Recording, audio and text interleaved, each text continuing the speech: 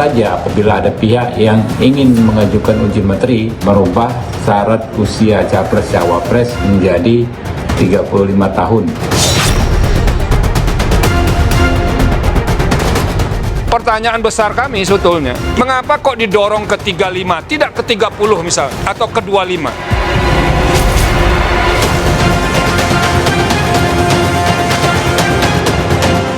Kalau memang niatnya adalah niat yang baik sekali, ingin supaya anak-anak muda bisa nyapres dan nyawapres, kenapa harus buru-buru sekarang juga menjelang pencalonan capres dan cawapres?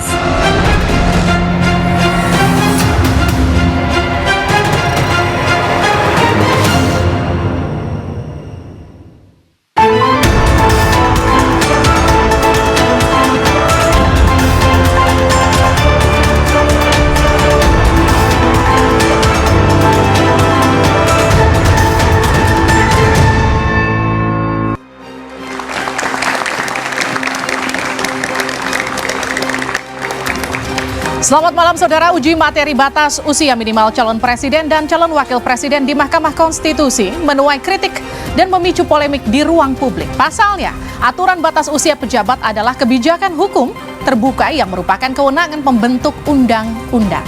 Uji materi ini juga dinilai syarat kepentingan karena diajukan jelang penyelenggaraan pemilihan presiden tahun depan. Ada kecurigaan uji materi dilakukan guna memuluskan jalan Gibran Rakabuming Raka untuk ikut kontestasi di Pilpres 2024 nanti. Karena kabarnya putra sulung Jokowi ini bakal didapuk mendampingi salah satu capres di Pilpres yang akan digelar pada 14 Februari. Benarkah demikian? Kita akan membahasnya bersama dengan sejumlah narasumber. Tepuk tangan yang meriah untuk narasumber saya pada malam hari ini. Yang pertama, Arya Bima, politisi PD Perjuangan. Selamat malam. Selanjutnya M. Iqbal, politisi PKS. Selamat malam. Assalamualaikum warahmatullahi wabarakatuh. Waalaikumsalam. Selanjutnya Dede Prayudi, politisi PSI. Selamat malam. Terima kasih sudah diundang. Dan juga Habibur Rahman, politisi Gerindra. Selamat malam. Juga teman-teman mahasiswa dari Universitas Pancasila, Universitas Indonesia, Unika Atmajaya Jakarta, STMI, dan Politeknik Negeri Jakarta. Saudara, inilah Dua Arah. Saya Liviana Charlisa.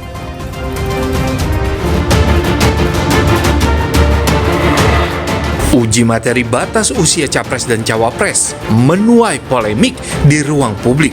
Tidak hanya partai politik, uji materi ini juga diajukan sejumlah kepala daerah. Beragam alasan pun diangkat ke permukaan, mulai dari upaya meningkatkan ruang partisipasi politik kalangan muda sampai menimbang hak serupa di sejumlah negara. 45 negara di dunia yang memberikan syarat minimal berusia 35 tahun. Kami ulangi 35 tahun, di antaranya Amerika Serikat, Brazil, Rusia, India, dan Portugal. Bahwa dengan demikian, terhadap pengujian pasal 169 huruf Q Undang-Undang Nomor 7 Tahun 2017, DPR RI menyerahkan sepenuhnya kepada Yang Mulia Majelis Hakim Konstitusi untuk mempertimbangkan dan menilai bahwa berdasarkan ketentuan pasal 28D ayat 3 Undang-Undang 1945 menyatakan setiap warga negara berhak memperoleh kesempatan yang sama dalam pemerintahan, mengandung makna bahwa siapapun warga negara memiliki hak yang sama untuk mengabdikan diri dalam penyelenggaraan pemerintahan dengan memperhatikan penalaran logis atas kemampuan dalam melaksanakan tugas-tugas kenegaraan.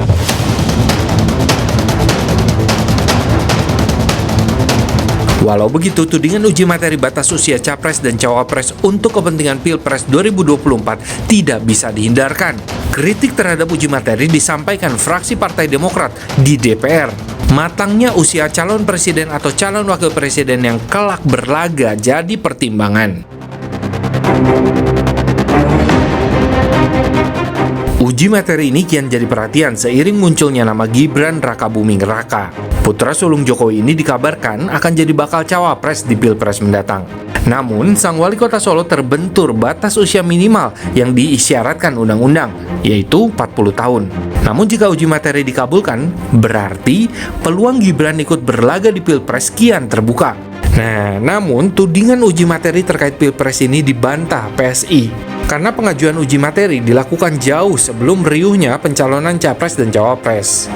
Lantas, adakah maksud lain di balik gugatan batas minimal usia capres dan cawapres? Dan siapa yang akan diuntungkan jika uji materi ini dikabulkan?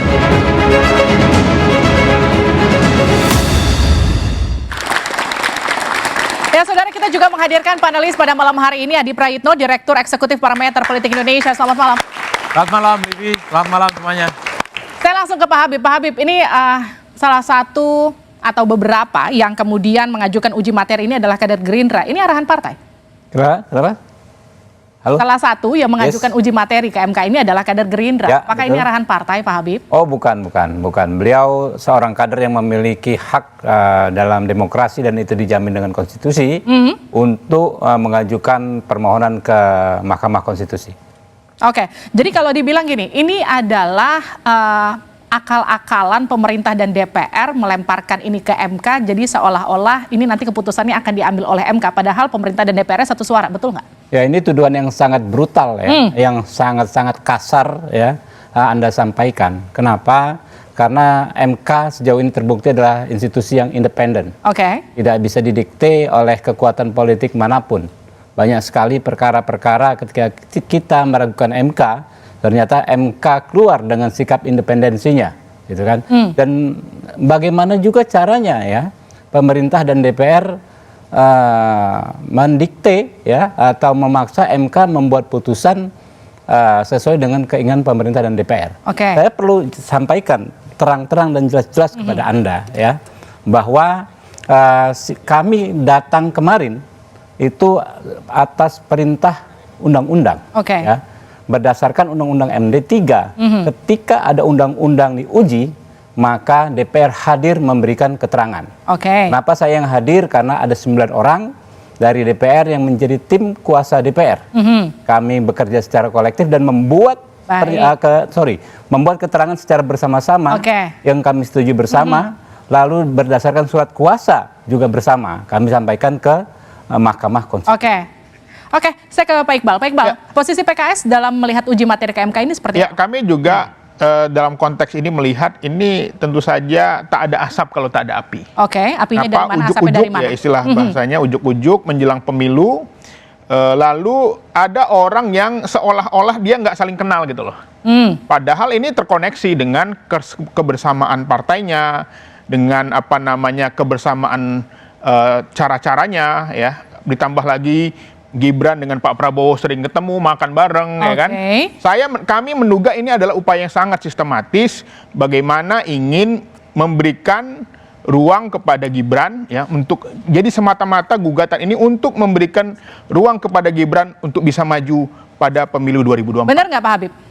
Ya, silahkan Anda menuduh tanpa bukti ya, berasumsi tanpa dasar. Ya, silakan saja, itu hak saudara Iqbal ya. Tapi saya menyatakan apa yang kami praktekkan, apa yang kami lakukan sesuai dengan undang-undang.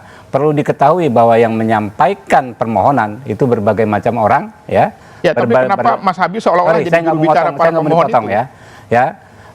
Berbagai macam orang dengan berbagai macam latar belakang, dan kami hanya menjalankan fungsi kami sebagai tim kuasa DPR. Ketika ada perkara, kami ya hadir ke Lebih saya sedikit menambahkan juga. Ya, pertanyaannya kenapa Mas Habib begitu defense sekali, seolah-olah ini Mas Habib juru bicara para penggugat itu. Mas Habib adalah representasi DPR. Ya jawab saja sebagai pandangan DPR.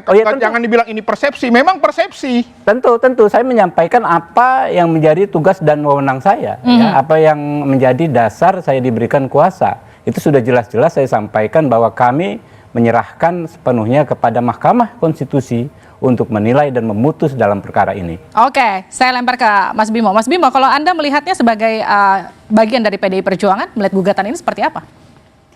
Ya, yang pertama kita sangat memahami dan juga sekaligus menghargai ya, ada perbedaan pandangan mengenai batas umur mengenai capres dan cawapres. Itu kita anggap sebagai suatu dinamika di dalam kita melihat demokrasi yang paling pas, yang paling cocok, yang paling tepat buat Indonesia itu seperti apa, termasuk untuk capres-cawapres. Maka satu-satunya undang-undang yang terus dievaluasi di setiap dilaksanakan itu undang-undang pemilu, baik itu pemilu legislatif maupun pemilu pemilihan presiden. Nah, kenapa kita evaluasi setiap 5 tahun? Karena kita ingin melihat sejauh mana implementasi di setiap kita kontestasi per 5 tahunan ini ada yang kurang nggak, ada yang pas nggak, ada yang diteruskan nggak, termasuk batas umur. Kalau tidak salah dulu kan 40 turun ke 35 gitu. Juga pernah 30. Dan keinginan untuk mungkin 17 tahun, 21 tahun, 25 tahun, 35 tahun termasuk kepala daerah itu juga kita lihat, kita bawa ke dengar pendapat dengan berbagai stakeholder. Jadi menurut saya yang pertama tentang keinginan beda pandangan soal calon presiden dan calon wakil presiden, mungkin juga calon gubernur dan calon kepala daerah ada beda pandangan, itu adalah yang biasa. Tetapi sekali lagi PDI Perjuangan taat konstitusi dan konstitusi itu sudah diturunkan lewat undang-undang.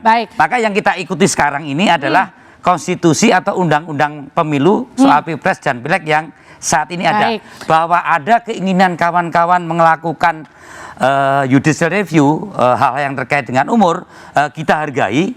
Yang saya keberatan adalah framing seperti yang tadi ditunjukkan oleh Kompas juga, bahwa di belakang ini adalah motif manuver dari seorang Gibran atau seorang kepala negara bernama Jokowi. Pak Jokowi dan Gibran adalah kader PDI Perjuangan. Pak Jokowi paham betul sistem metokrasi kita. Bagaimana proses mempersiapkan kader-kader pimpinan termasuk kepala daerah, ada kematangan, ada kedewasaan, ada visi yang terus dibangun, bagaimana orientasi keperpihakan, kepedulian, empati, menjalankan Pancasila yang teknokratik, yang smart.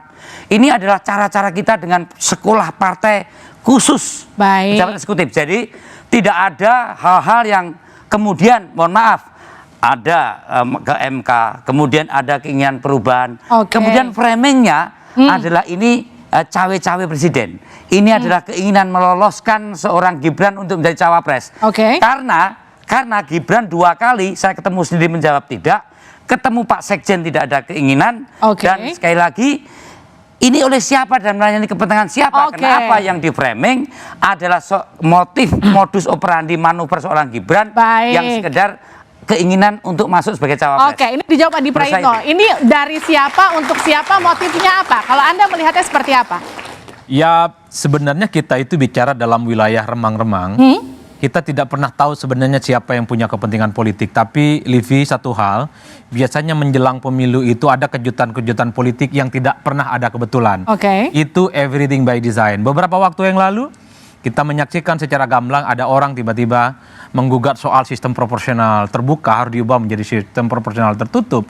Saya kira itu tidak ada yang kebetulan. Ada orang yang berkepentingan, partai politik berkepentingan supaya pemilu 2024 pilegnya itu tertutup, tidak brutal, tidak liberal seperti yang terjadi sebelumnya. Begitupun dengan gugatan ambang batas minimum soal umur. Kita semua tahu ini semacam ada upaya supaya Gibran maju di 2024. Kenapa begitu? Karena saat ini ketika bicara tentang Pilpres 2024 yang diperebutkan itu adalah pengaruh Jokowi. Ada keyakinan, ada dugaan di mana Jokowi memberikan dukungan secara penuh, maka disitulah kemenangan presiden akan didapatkan. Satu-satunya cara untuk mendapatkan penuh dari Jokowi adalah bagaimana merayu anaknya untuk bisa maju di 2024. Andai Mahkamah Konstitusi memutuskan ini, tak lagi 40, umur 35 boleh maju, tinggal diuji apakah godaan untuk Gibran bisa maju atau tidak, ini akan kita lihat secara seksama. Apakah kemudian ini juga yang mendorong PSI ikutan uji materi ke MK? Mas Uki? Enggak sih, saya hormati pendapatnya ya Mas Tio. Saya lihat tadi Mas Tio itu connecting the dots ya. Akan tetapi ada beberapa dots atau mungkin nggak beberapa, majority of the dots itu missing di sana. Sehingga gambar yang tampil itu menjadi tidak utuh. Misalnya seperti ini misalnya ya. PSI itu baru bulan lalu ya mendeklarasikan hasil rembuk rakyat dari Dewan Pimpinan Wilayah kami di DKI Jakarta. Yang dimana hasil pengumuman tersebut diumumkan langsung oleh Wakil Ketua Umum kami, Bro Andi Budiman. Mohon maaf. Dan di sana hasil rembuk rakyat kami memenangkan Mas Gibran ya Mbak Grace Natali, Sis Grace ya, dan juga beberapa nama lain untuk maju menjadi DKI 1. Oke. Jadi tudingan bahwa gugatan PSI untuk menyediakan karpet merah kepada Mas Gibran itu tidak beralasan.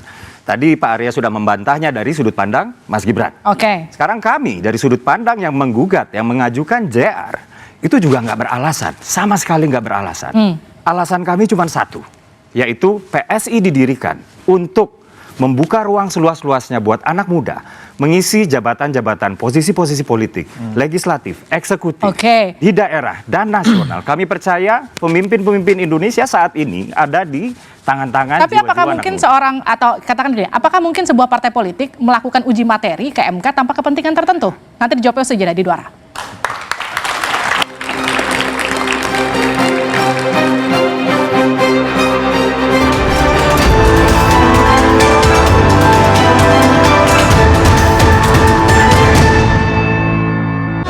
Kalau saya lihat ya, kita lihat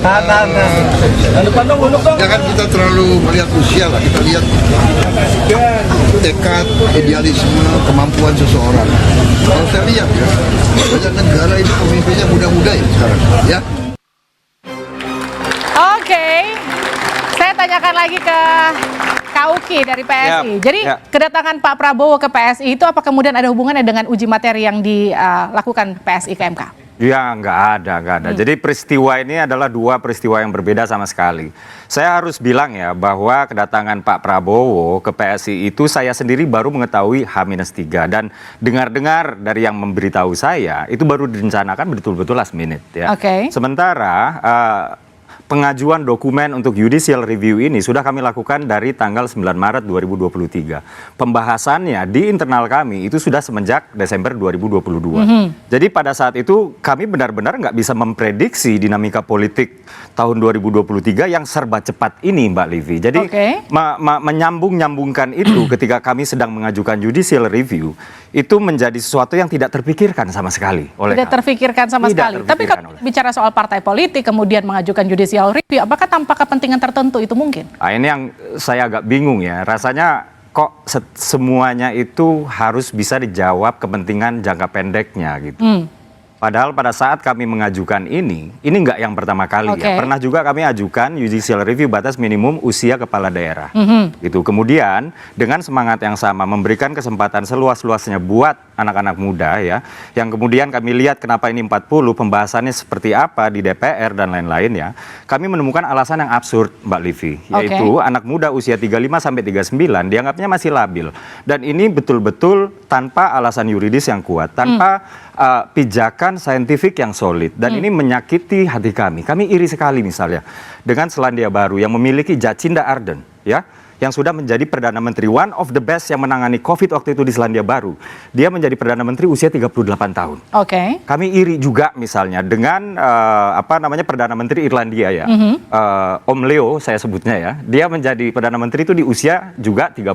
Lalu ada Emmanuel Macron menjadi Presiden Prancis di usia 39. Dan di Indonesia kita punya sejarah membanggakan di dalam diri seorang Sultan Syahrir. Walaupun bukan seorang presiden, tapi beliau menjadi kepala pemerintahan di usia 36 tahun. Yang kami inginkan adalah tolong kalau memang alasan Undang-Undang Pemilu tahun 2014 ini absurd ya, terkait dengan menaikkan batas minimum usia capres cawapres ke 40, ini dikembalikan saja ke Undang-Undang Pemilu sebelumnya yaitu tahun 2008 jadi artinya gini, artinya uji materi ini untuk memuluskan anak-anak muda untuk kedepannya memimpin Indonesia. Kurang lebih kayak gitu. Mungkinkah begitu, Mas Iqbal? Ya, jadi ini aneh juga alasannya. Apa yang aneh? Jadi seolah-olah 9 orang yang menggugat ini mereka kongko-kongko, bro, ayo kita gugat yuk. Lalu siapa yang merumuskan sistematika gugatannya? Siapa yang membiayai beracaranya? Siapa yang menyusun strateginya? Pasti ada. Dan ini saya kira, saya menduga ini sama, mirip-mirip Depok juga. Ya, karena teman-teman PSI nggak punya tokoh, ya dicarilah. Wah, ini kayaknya kadernya Mas Bima nih, anaknya Pak Jokowi nih. Dan ini berbahaya, karena ini akan meneruskan politik dinasti yang selama ini kita lawan. Dan itu tentu saja menjadi citra buruk bagi Indonesia ketika anak kepala negara digadang-gadang, diusung untuk menjadi pendamping seorang calon presiden. Padahal dia belum layak usianya. Gitu. Tapi yang punya partai di sebelah diem-diem aja tuh, Mas Iqbal? Enggak juga. Bener nggak? Begini, PDIP diam-diam aja, Mas Bimo? kita melihat ya persyaratan maju sebagai capres atau cawapres dalam kaitan kalkulasi publik tentu berbasis dari kapasitas, berbasis dari proses historis sejarah aktivitas politik baik di dalam wilayah politik pejabat publik, itu eksekutif maupun di legislatif atau mungkin di partai politik, atau juga kapasitas-kapasitas di birokrasi ataupun di pejabat-pejabat lainnya yang berkaitan dengan wilayah antara kapasitas dengan wilayah publik yang ada. Jadi kita melihat pada saat hal yang utama prasyarat waktu kita rumuskan adalah kapasitas dan juga sejarah historisnya. Kenapa jatuh ke 40? Kan itu harus ditarik kemarin. Tarik ke gubernurnya umur berapa, tarik ke kepala daerahnya berapa. Akhirnya kita hitung prasyarat minimal di kepala daerah tingkat kabupaten kota berapa, ke gubernur berapa. Waktu pembahasan. Bahwa kemudian sekarang ada pandangan-pandangan, itu ada sekali lagi saya anggap sebagai suatu hal yang wajar. Kami partai ikut mengikuti konstitusi yang ada, maka di dalam sekolah-sekolah partai PDI Perjuangan, Ibu Mega terus-menerus menginstruksikan bagaimana kesadaran tentang ideologi, kesadaran berpolitik, kesadaran berorganisasi, termasuk organisasi pemerintah daerah yang selalu diorientasikan untuk menerjemahkan ideologi yang Pancasila yang lebih smart, yang teknokratik, yang berorientasi karena ini adalah sistem demokrasi kehendak publik, maka segala keputusannya harus berorientasi pada kepentingan Mas Bimo, izin saya potong gini, kalau dibilang uji materi ini untuk memuluskan Gibran melaju menjadi cawapres, salah satu capres di Pilpres mendatang, PDIP akan diam aja? Oh, kita tidak diam saja, bahwa kita melihat itu sebagai satu pandangan, keinginan dari beberapa teman yang mengajukan uji materi, monggo. Yang kami itu kritisi bahwa Mas Gibran sebagai kader PDI Perjuangan yang ikut sistem meritokrasi untuk proses pengkaderannya, itu kemudian sekarang ini di dalam pembicaraan di wacana publik yang berakibat pada persepsi publik, framing seperti yang disampaikan oleh kawan-kawan PKS, wah ini penguatan terhadap hal yang menyangkut politik dinasti tadi.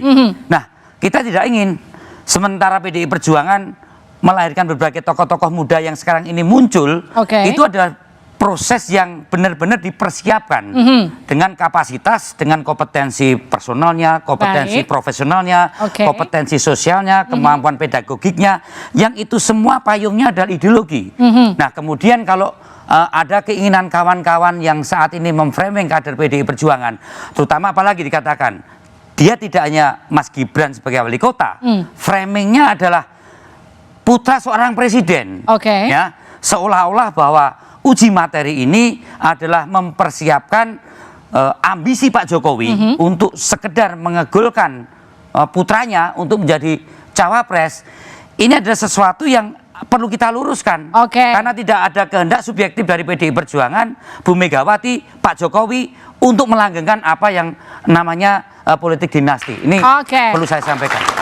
Saya ke Mas Habib. Mas Habib, kalau dibilang gini, kita punya judul malam ini utak-atik aturan demi Gibran. Tapi kalau Gerindra melihatnya, apakah menjawab tudingan bahwa utak-atik aturan ini untuk menyiapkan Gibran mendampingi Pak Prabowo di Pilpres? Jadi pertama saya memang perlu sampaikan ke rekan-rekan, kita boleh saja berasumsi tapi mesti dibekali oleh pengetahuan.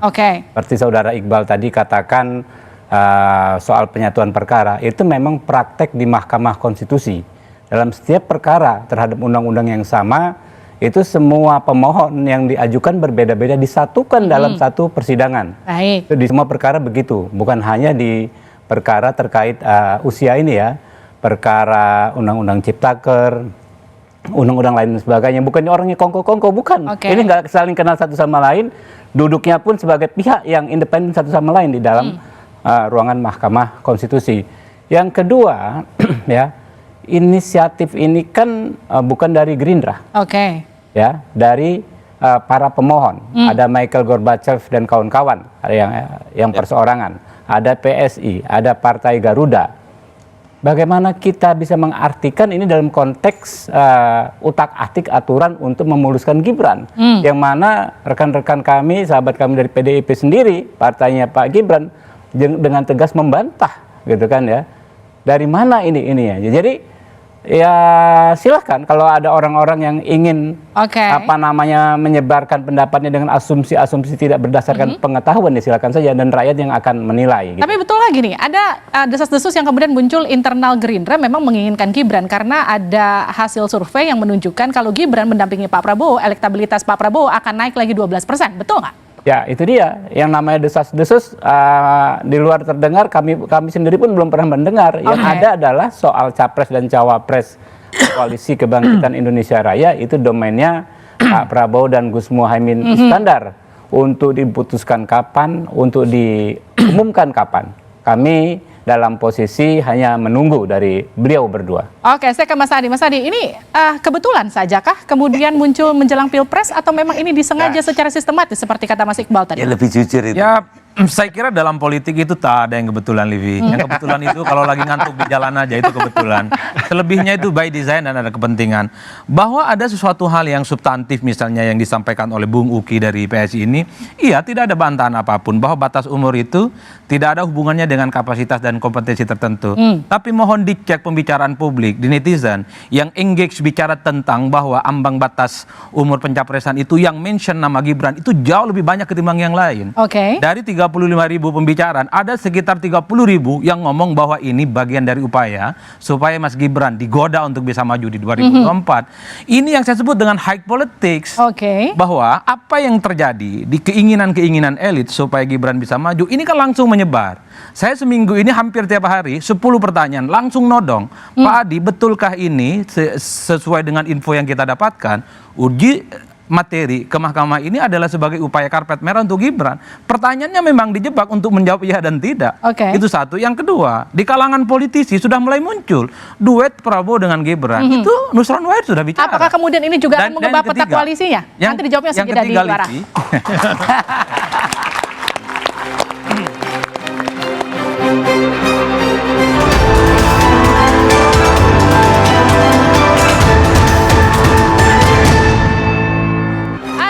Bersama kami di Dua Arah. Betulkah utak-atik aturan demi Gibran? Saya ke Mas Adi lagi. Mas Adi, jadi ini apakah nanti akan mengubah peta koalisi ke depan? Ya tergantung Gibran itu mau maju apa enggak. Andai Mahkamah Konstitusi mengabulkan soal gugatan umur pencapresan ini. Tapi Gibran bilang katanya nggak pernah mau maju, kalau kata Mas Arya tadi. Memang tidak pernah mau maju, tapi tidak pernah menyatakan menolak juga. Kan itu yang sampai sekarang tidak pernah terbesit. Ketika ditanya soal kemungkinan maju di 2004, jawaban Mas Gibran satu, belum cukup umur. Yang kedua butuh pengalaman, butuh jam terbang dan seterusnya. Tapi satu pun tidak ada satu statement yang mengatakan akan menolak, tidak akan maju di 2024 andai Mahkamah Konstitusi memutuskan bahwa batas pencapresan tidak 40 tapi 35 itu oke. Nah, yang saya mentanyakan adalah bahwa ada substansi yang saya katakan iya, tapi ketika PSI nyebut 35 boleh maju, ini kan cuma selisih 1 tahun dengan Mas Gibran. Kenapa sih nggak 17 tahun? Ini kan soal political right, di mana semua orang di negara ini punya hak memilih dan untuk mencalonkan diri sejak ia berumur 17 tahun. Kenapa harus 35? Kenapa harus 35? Kenapa harus 35? Misalnya 37 misalnya. Baik. Itu kan pertanyaan-pertanyaan yang selalu disebut terputus, selalu dikait-kaitkan soal bagaimana ini adalah jalan untuk memutuskan supaya Mas Gibran untuk bisa maju di 2024. Ini godaan yang cukup luar biasa. Ini godaan yang cukup besar bagi seorang Gibran. Tapi Gibran memang tidak menjawab iya, tidak juga menjawab tidak kalau versi Adi Prayitno. Tapi kalau jawaban sendiri dari Gibran di program Rosi seperti apa, kita lihat ini dia. Mas Gibran itu akan dipinang oleh salah satu calon presiden, saya sebut saja misalnya Pak Prabowo, untuk menjadi pasangan Pak Prabowo presiden, Gibran wakil presidennya. Mas Gibran akan menerima itu? Kita tunggu saja putusannya dari MK ya, itu. Dan sekali lagi saya harus banyak belajar. Saya baru 2 tahun memimpin Solo, masih banyak kurangnya, masih banyak PR-nya. Mas Gibran kenapa nggak menjawab bahwa tidak? Meskipun Mahkamah Konstitusi meloloskan batas minimal, saya tidak akan maju menjadi atau saya akan menolak tawaran jadi calon wakil presiden. Sudah saya jawab tadi loh Mbak. Nggak, umur belum nggak ada cukup, jawaban itu, Mas. ilmu belum cukup, semuanya belum cukup. Nggak selesai-selesai nanti. Ya, kenapa nggak memberikan ketegasan? Tidak, saya menolak tawaran jadi calon wakil presiden. Ini bukan masalah jawaban yang tegas atau tidak tegas. Sekali lagi masih 2 tahun, baru 2 tahun di Solo. Masih banyak PR di Solo, itu loh.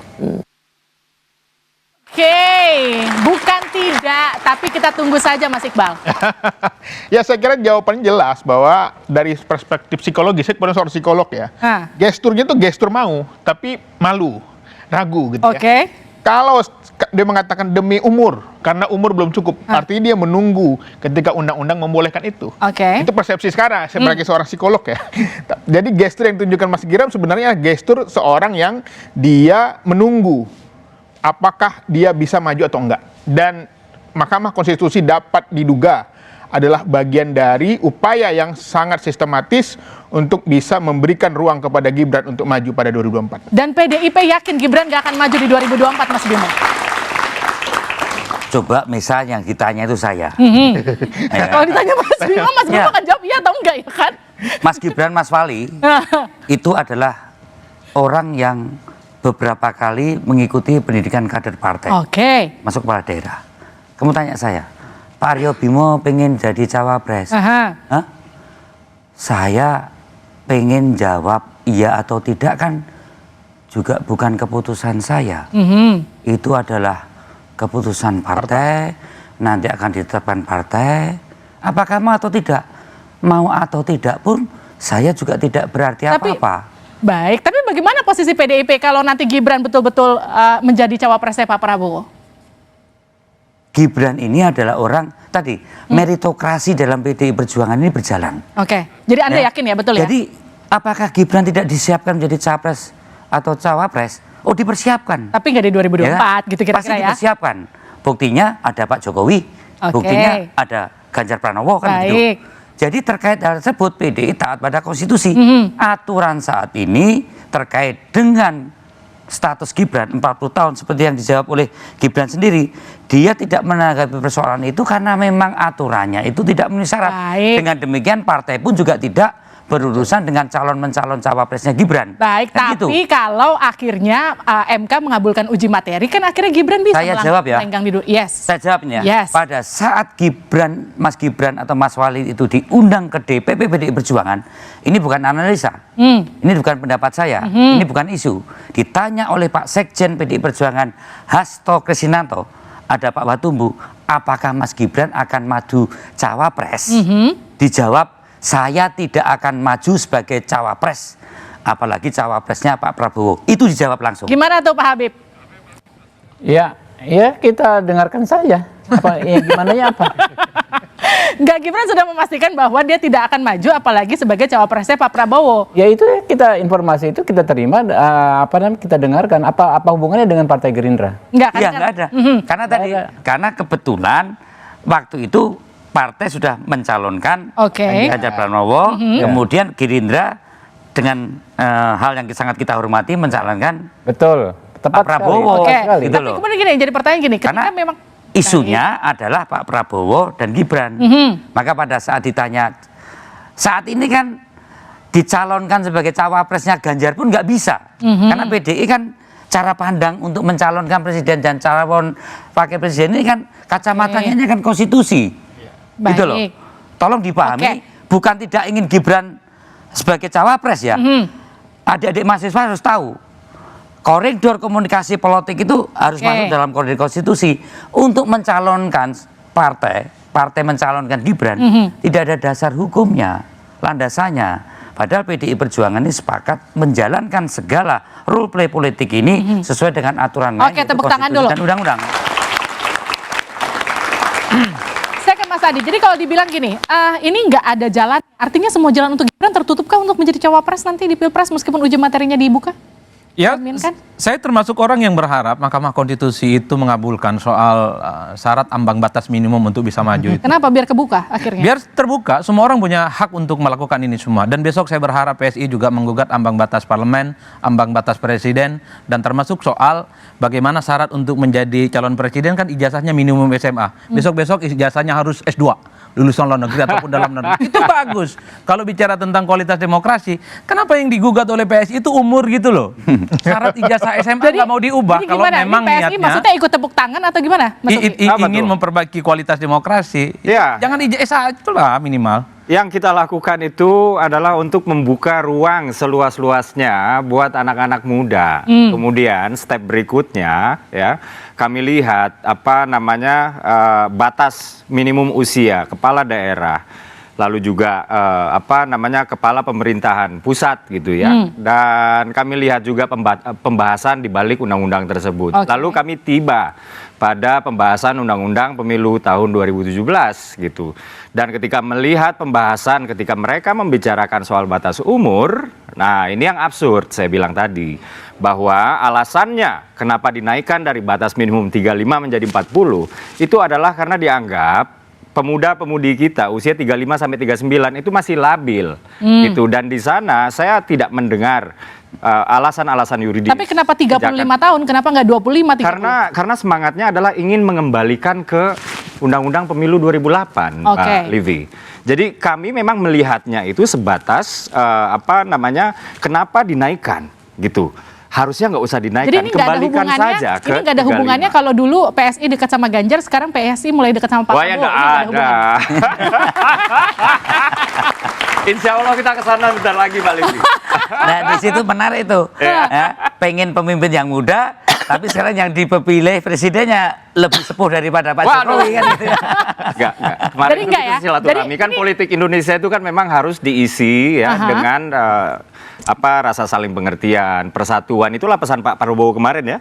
Bahwa kita fokus kepada kesamaan gitu. Kita fokus kepada persatuan. Dan saya jujur aja kemarin itu di ruangan itu kita tidak membicarakan koalisi sama sekali gitu. Nah, ini kan cuman ramai diberitakan wah ini bakal koalisi, gitu. Makanya tadi saya bilang insya Allah sebentar lagi saya akan ke kantornya Mas Arya Bima juga. Jadi hanya ke Mas Arya Bima. Ke kantornya maksud saya. Ke kantornya, bukan merapat ke Ganjar ke kan? kantor DPP-nya. Jadi ya nanti kita lihat aja, ini kan komunikasi politik harus dibangun. Sekarang gimana Mas Iqbal? Ya saya kira sebagai politisi, saya kira PSI lihai lah memainkan isu agar tampil terus ya isunya ya. Karena kan teman-teman PSI belum punya kursi. Jadi kalau dia mau kemana pun sebenarnya tidak memperkuat secara elektoral untuk syarat minimum pencalonan. Tapi lagi-lagi menurut saya alangkah baiknya ke depan memang partai politik ini yang menyiapkan kader lah. Jangan juga mengganggu kader orang gitu Mas ya. Jangan juga membuat wacana ya seperti di Depok bener. Ya ini hanya ingin mendapatkan ya elektoralnya aja gitu loh. Karena ini instan nih, ada tokohnya anak presiden langsung menang gitu loh. Karena terus terang tadi kami sama PKS dan PDI ini ada kesamaan soal kaderisasi. Jadi kali ini kompak ya PKS sama PDIP ya. Perjuangan panjang. Saya bisa berdiri di sini itu perlu 20 tahun mengikuti pendidikan kader, sekolah partai ya, dan itu tentu saja membuat kita matang. Baik. Gitu. Dan ini penting, kita di PKS tidak mengutamakan kader. Jadi menurut Anda gini, menurut Anda PSI ikut uji materi untuk mencuri elektoralnya dari Pak Jokowi dengan meloloskan Gibran? Ya saya kira itu nanti dijawab secara di luar.